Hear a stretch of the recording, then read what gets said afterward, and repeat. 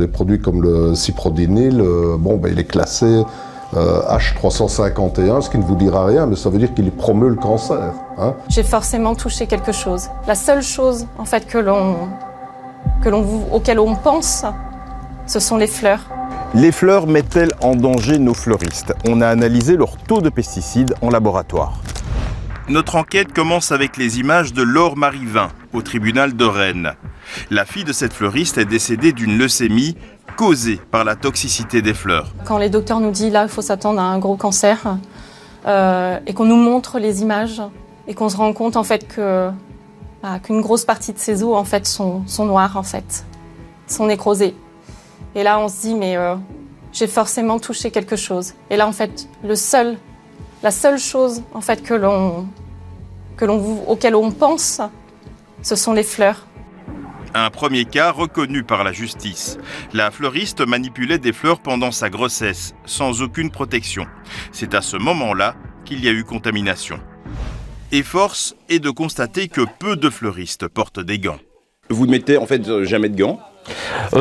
C'est un côté pratique en fait, c'est plus compliqué de faire les bouquets parce que voilà, on a plus de sensibilité, on sent mieux comment les tiges arrivent dans notre main et donc c'est un peu compliqué de travailler avec des gants en fait quand on est tout le temps en mode manuel comme ça pendant toute la journée.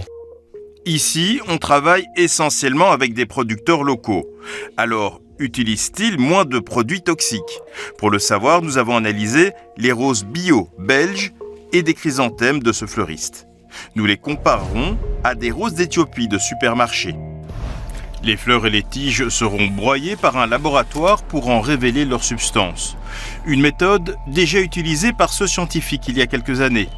Il avait déjà tiré la sonnette d'alarme sans succès. En fait, le contact avec des plantes traitées est beaucoup plus intense que quand on a affaire à des ouvriers agricoles qui vont aller faire la récolte. La récolte, c'est une fois par an en général, ou les agriculteurs qui, eux, mettent des vêtements de protection, sont bien au courant des risques qu'ils encourent s'ils ne se protègent pas.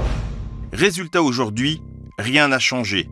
On retrouve 21 substances dans les roses d'Éthiopie, dont 4 produits interdits en Europe. Ils ont des effets d'irritation, ils ont des effets sur les glandes endocrines, ils ont des effets éventuellement cancérogènes. Si les chrysanthèmes sont relativement peu chargés en pesticides et insecticides, les roses bio explosent les normes. 15 substances actives, dont 2 interdites. La majorité, c'est des produits chimiques de synthèse. Donc c'est manifestement pas des fleurs bio. Et des fleurs écologiques, ça ne veut rien dire, ça ne correspond pas à un cahier de charge, ni à une législation, etc.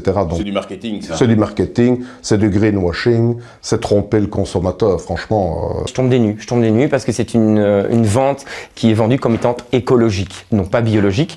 Je ne sais pas quelles sont les certifications, les différences entre biologique et écologique, mais en effet, ouais, je tombe des nues et donc je vais demander des comptes forcément à la criée.